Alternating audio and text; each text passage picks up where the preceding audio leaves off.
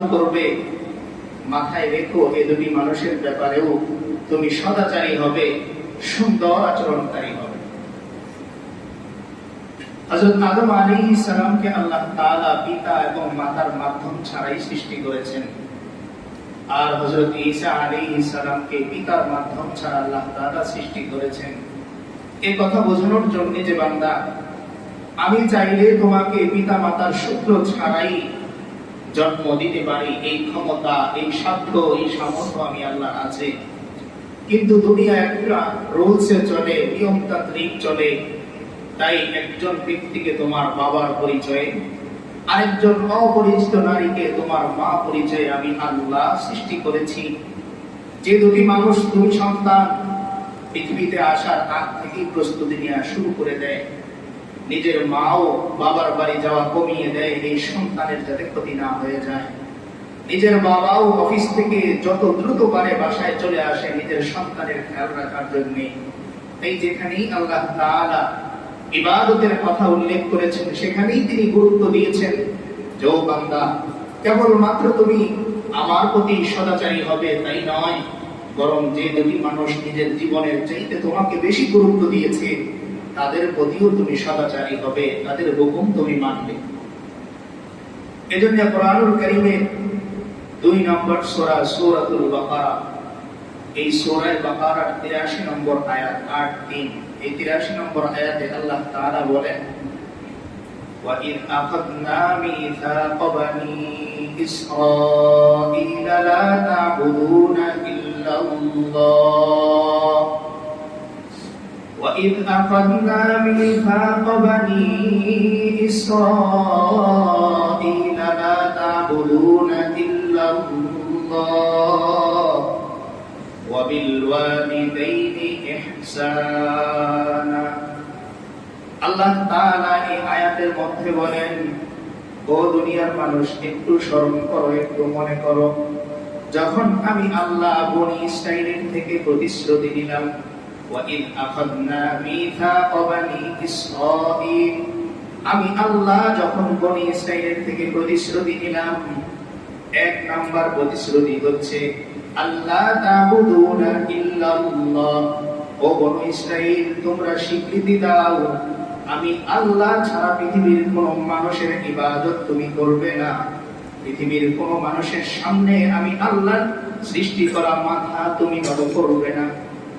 তো আল্লাহ তাআলা এই আয়াতের মধ্যে বনী ইসরাঈল থেকে তিনি যে প্রতিজ্ঞা নিয়েছিলেন, এই প্রতিজ্ঞার কথা স্মরণ করিয়ে দিচ্ছেন যে বনী ইসরাঈল থেকে আমি 1 নাম্বার প্রতিজ্ঞা নিলাম যে তোমরা আমি আল্লাহ ছাড়া কারো কি করবে না, ইবাদত করবে না।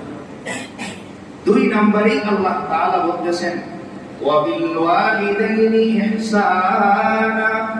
ও বনী ইসরাঈল, যে দুজন মানুষের মাধ্যমে তোমরা দুনিয়ায় আগমন করো, অর্থাৎ একজন তোমার বাবা আর একজন তোমার মা, এই দুটি মানুষের প্রতি তুমি সদাচারী হবে, এই প্রতিজ্ঞা আমি আল্লাহর সাথে করো। তাহলে এই আয়াত থেকে আমরা কি বুঝলাম? যে পিতা মাতার সাথে সদাচার এ কেবল মুসলমানের সাথে সম্পৃক্ত তা নয়, বরং একজন ইহুদি, খ্রিস্টান, বিধর্মী হলেও একদিকে যেরকম তার রবের পরিচয় তালাশ করা, তার রবকে মানা তার জন্য জরুরি, অন্যদিকে যে দুটি মানুষের মাধ্যমে সে পৃথিবীতে আগমন করলো, বেড়ে উঠলো, হাঁটতে শিখলো, কথা বলতে শিখলো, এই দুটি মানুষের প্রতি সদাচারী হওয়ার ব্যাপারেও আল্লাহ তাআলা এই আয়াতের মধ্যে প্রতিজ্ঞা নিলেন। তো কথা হচ্ছে, যদি একজন বিধর্মীর কাছ থেকেও আল্লাহ তাআলা এই প্রতিজ্ঞা নেন যে তুমি আমি ছাড়া কারো ইবাদত করতে পারবে না, আর 2 নম্বরে তোমার পিতামাতার প্রতি সদাচারী হবে, সুতরাং আমরা যারা মুসলমান হলাম, আল্লাহকে বিশ্বাস করলাম, তার প্রিয় রাসূল মুহাম্মদুর রাসূলুল্লাহ সাল্লাল্লাহু আলাইহি ওয়াসাল্লামকে নবী হিসেবে মানলাম, আমাদের উপরেও জরুরি পিতামাতার প্রতি কি হওয়া, সদাচারী হওয়া। 2 নম্বরে 4 নম্বর সূরা সূরাতুন নিসা, এই সূরাতুন নিসার মধ্যে আল্লাহ তাআলা বলেন, ওয়া'বুদুল্লাহা ওয়া লা তুশরিকু বিহি শাইআন ওয়া বিল ওয়ালিদাইনি ইহসানা। আল্লাহ তাআলা বলেন, ওয়া'বুদুল্লাহ, ও মানুষ তোমরা আমি আল্লাহর ইবাদত করো, ওয়া লা তুশরিকু বিহি শাইআ, আমি আল্লাহর সাথে পৃথিবীর কোন মানুষকে তুমি শরীক করবে না। অর্থাৎ আমি আল্লাহর ক্ষমতার সাথে পৃথিবীর কোন মানুষের ক্ষমতাকে তুমি মিলাবে না। আমি আল্লাহর ভালোবাসার সাথে পৃথিবীর কোন মানুষের ভালোবাসা তুমি মিলাবে না। এরপরে আল্লাহ তাআলা বলতেছেন ওয়াবিল ওয়ালিদাইনি ইহসানা, তবে সাবধান, মনে রেখো তোমার একজন বাবা আছেন, তোমার একজন মা আছেন। আমি আল্লাহ অর্ডার দিলাম তুমি তোমার বাবা মায়ের সাথে সদাচারী হবে। অর্থাৎ একদিকে বান্দা তোমার উপর যেভাবে আমি আবশ্যক করে দিলাম আমি আল্লাহ ইবাদত করা, অন্যদিকে আমি আল্লাহ তোমাকে আদেশ দিচ্ছি তোমার বাবা মার সাথে সদাচার করা। তাহলে এক নম্বরে আল্লাহ তাআলা আদেশ দিচ্ছেন নিজের ইবাদতের, দুই নম্বরে অন্য কোনো আমলের কথা না বলি সরাসরি চলে যাচ্ছেন কোথায়? বাবা মায়ের দিকে।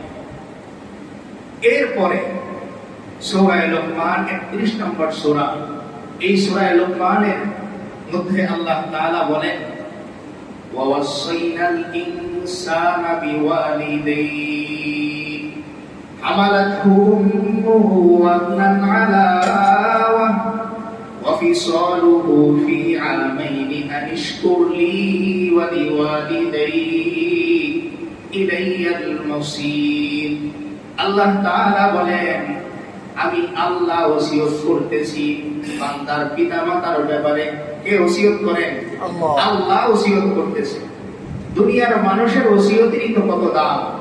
ছেলে বাবার অন্য কথা না শুনলেও মৃত্যুর আগে তাকে যে ওসিয়ত করে যায় এটা নিয়ে সে পেরেশান থাকে। তার সাথে আলোচনা করে, অমুকের সাথে আলোচনা করে, বলে বাবা মৃত্যুর আগে এই ওসিয়তটা আমাকে করেছেন, এইটা পালন করতেই হবে, পূরণ করতেই হবে। তো আল্লাহ বলতেছেন ও বান্দা, দুনিয়ার মানুষের ওসিয়ত তোমার কাছে এত দামি, এত মূল্যবান, মনে রাখো, সতর্ক থাকো, আমি আল্লাহ তোমাকে ওসিয়ত করতেছি। ওয়াসাইনাল ইনসান, আল্লাহ বলেন আমি